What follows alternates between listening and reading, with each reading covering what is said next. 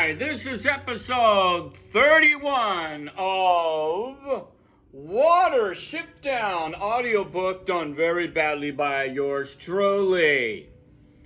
And a number of you folks asked me, why is the grumpy old guy won't speak up? I can barely understand him.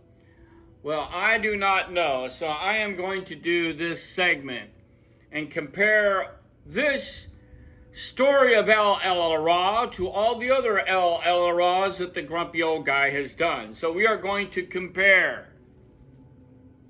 This is at episode 31, like I just said about 30 seconds ago, the story of El-ahrairah and the Black Rabbit of Inle.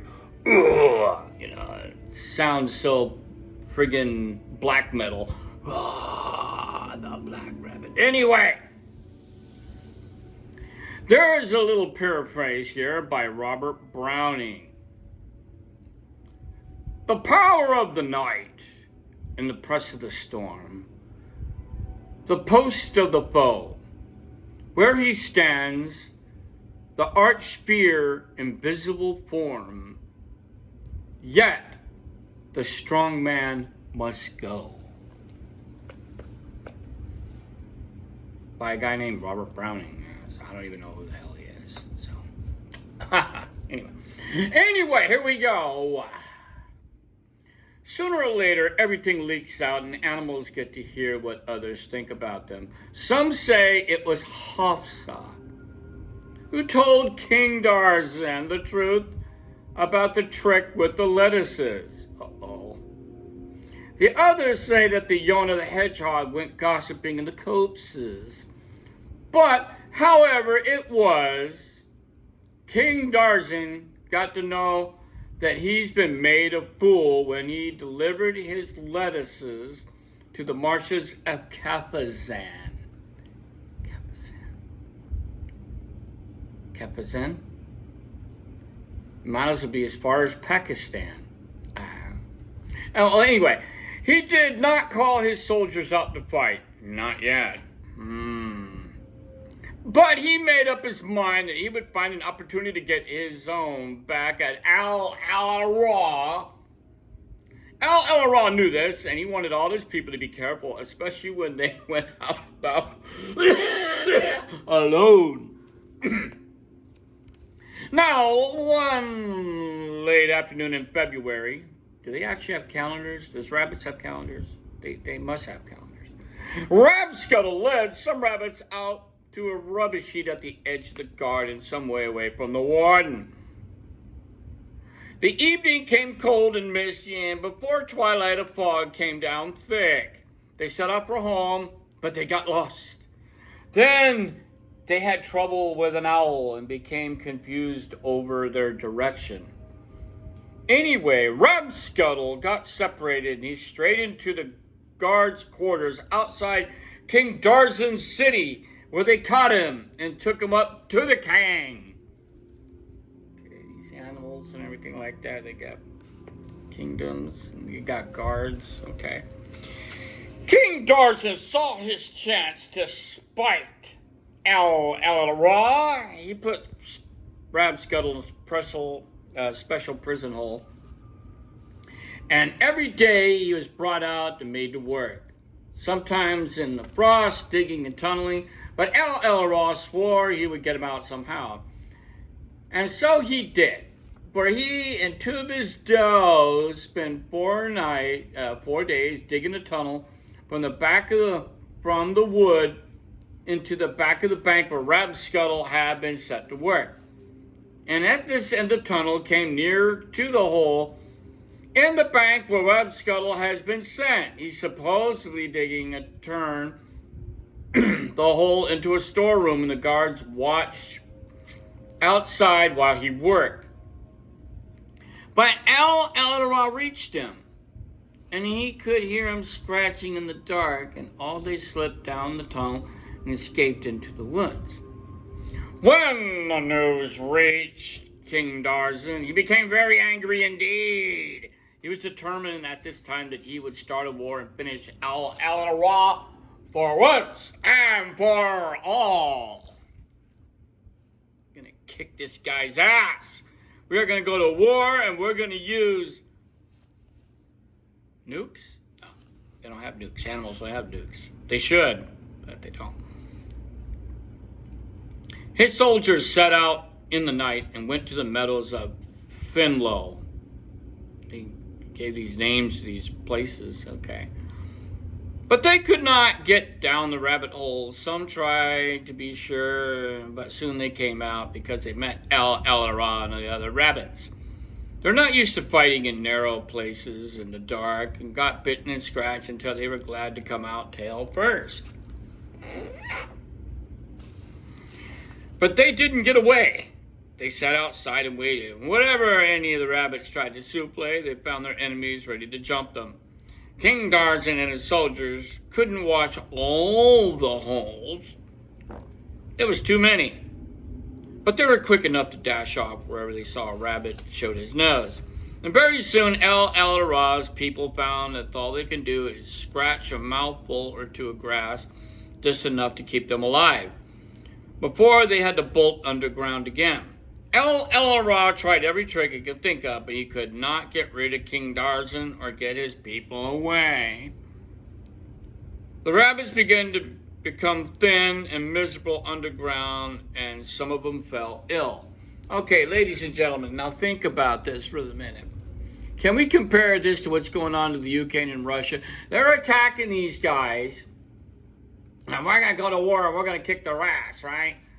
But we're going to attempt to starve them out. I mean, how many times through history has a city or a town or something has been under siege? This is basically what it is a siege. At last, El-ahrairah felt quite desperate, and one night he had been risking his life again and again to bring down a few mouthfuls of grass for a doe and her family, whose father has been killed the day before. He called out, "Lord Fred, I would do anything to save my people. I would drive a bargain with a stoat or a fox, and yes, or with the black rabbit of Inle." Now, as soon as he said this, El-ahrairah realized in his heart there was one creature anywhere who might have the will and certainly the power to destroy his enemies. It was the black rabbit of Inle. Or he was a rabbit, but yet more powerful than King Tarzan 1,000 times over. But he thought made El-ahrairah sweat and shudder. Does rabbits sweat?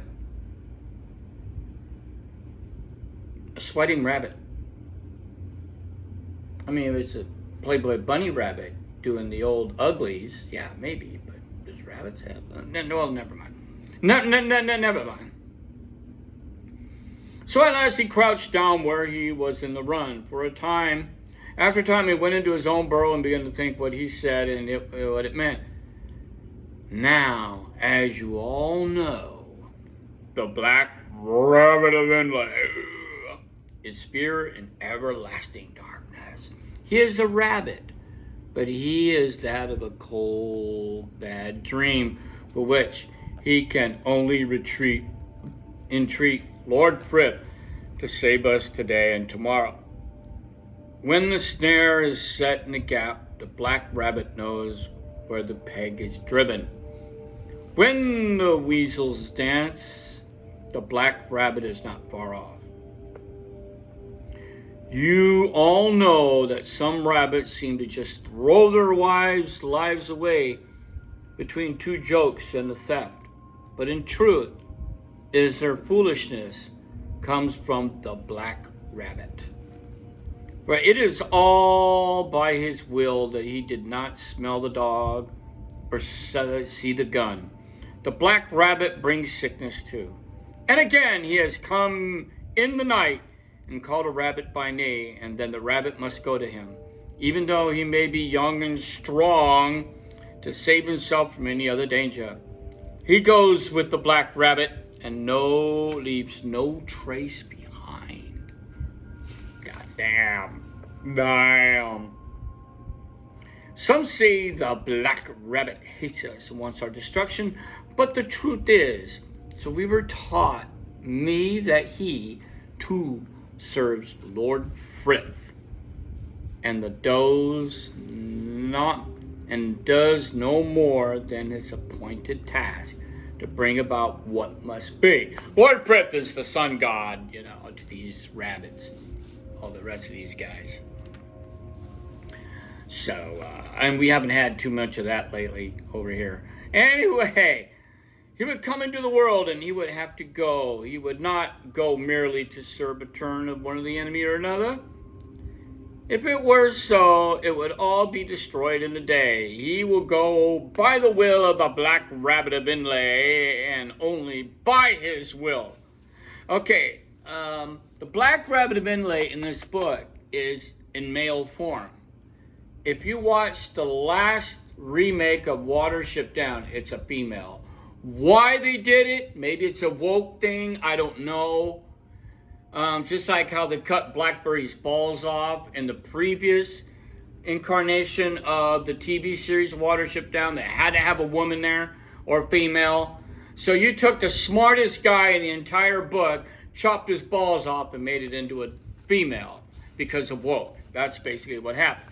But in this book, the Black Rabbit is a dude. Originally. Anyway, although that will seem hard and bitter to us all, and yet in his way he is our protector, for he knows Frith's promise to the rabbits, and he will avenge any rabbit who may have chance be destroyed without consent of himself. Anyone who has seen a gamekeeper giblet will know that the Black Rabbit can bring down Inle, who think they will do what they will. Damn, how many pages in this bad boy?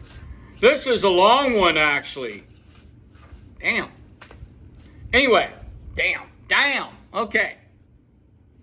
El-ahrairah spent the night alone in his burrow, and his thoughts were terrible. As far as he knew, no rabbit has ever tried to what he had in mind. But there are more that he thought about, as well as he could, for hunger and fear in the trance that comes upon rabbits face to face with death. It is more than it seems to him that there was the least chance of success. He would seek out the Black Rabbit and offer his own life in return to the safety of his people.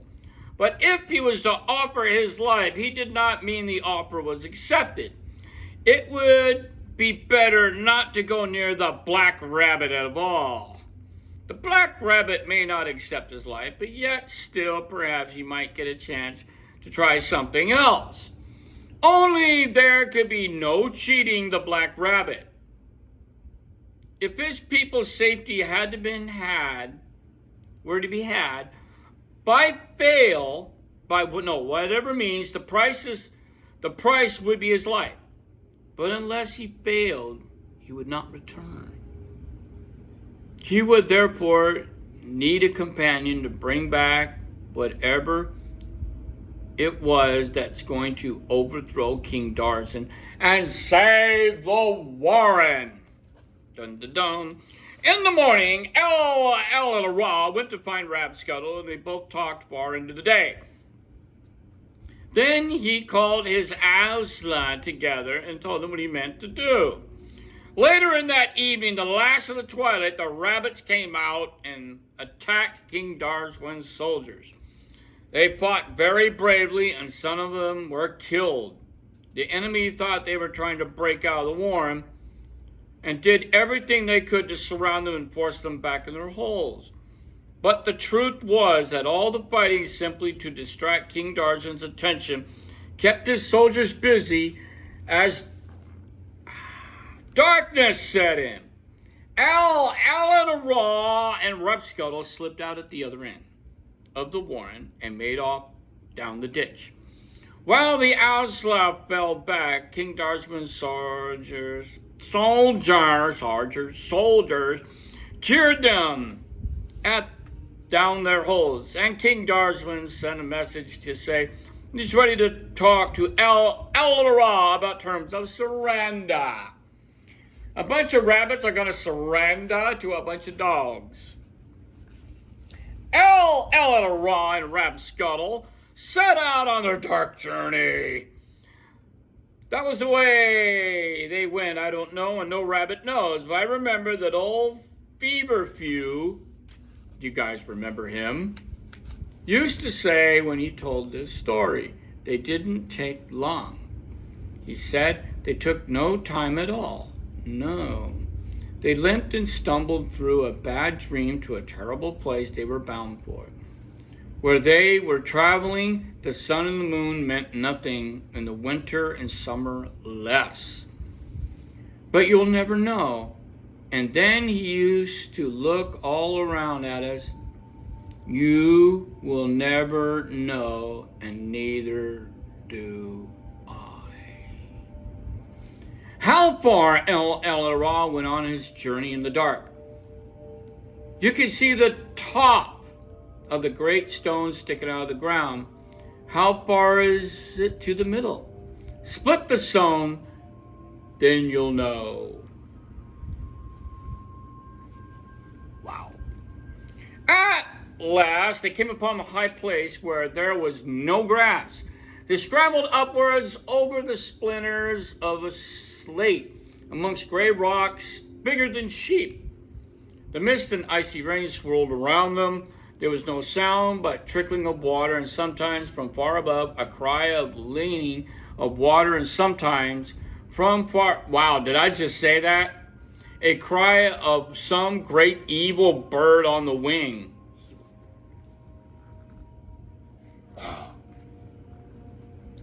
Wow. There was, the sounds echoed. It was between the black cliffs of stone, taller than the tallest trees. The snow lay in patches about, for the sun has never shone to melt it. The moss was slippery, and wherever they pushed out a pebble, it rattled down behind them in the gullies. But El-ahrairah knew the way, and he went until the mist grew so thick that he could see nothing. They went close to a cliff, and little by little as they went, it overhanged them until it made a dark roof above their backs. There was a cliff that ended at the mouth of a tunnel and had a huge rabbit hole. It was freezing, cold, and silent. El-ahrairah stamped and flashed his tail to Rapscuttle, and then they were about to go in the tunnel when they realized that they had thought in the gloom to be part of a rock was not a rock. It was the black rabbit of Inle, close beside them, as lichen, as cold as the stone. Hansel, said Pipkin, staring into the dark and trembling, I don't like this story. I know I'm not brave. It's all right, Holleroo, said Fiber. You're not the only one. In fact, he himself seemed composed even to text, as more than he could be said for any other rabbit in the audience. But Pipkin was hardly to realize this. Let's go out for a bit and watch the spiders catch the moss, shall we? Said Fiber. I think I can remember where I left a patch of veldt. It must be somewhere this way. Still talking quietly, he led Pipkin out to the overgrown coombe. Hazel turned to make sure of the direction they had taken him, and so Dandelion, unhesitant, uncertain whether to resume. Go on, said Bigwig, and don't leave anything out. I think many things can be left out, but the truth can be known, said Dandelion. And there's no one that could say what happened in the country where El-ahrairah went off his own accord, and we do not. But as I was told, when they first became aware of the black rabbit, they fled down the tunnel. As needs they must There was nowhere else to run. And this they did, although they came on purpose to encounter him. All depended on their doing so. They had no differently from above us, and in the end too there was no different. For when they had done slipping and tripping and falling along the tunnel, they found themselves in a vast stone burrow. All was of stone. The black rabbit has dug it out of the mountains with his claws. And where they found, waiting for them, he was him from they had fled. There was others in the burrow also, shadows with no sound and smell. The black rabbit had his owsla too, and I would not care to meet them. This is the end of part 1 of episode 31 of The Black Rabbit of Inle. I will go on to the next part of this, and we will continue on until we finished up this portion. But I just wanted to give you all a little rundown of this particular story. Big Wig requested this because he is going to be going into Ephrathah as a spy. So naturally, he's going to want to know about life and death and how, I guess, this story is to harden his heart to do what he has to do. So ladies and gentlemen, this is part 1 of El-ahrairah and the Black Rabbit of Inle.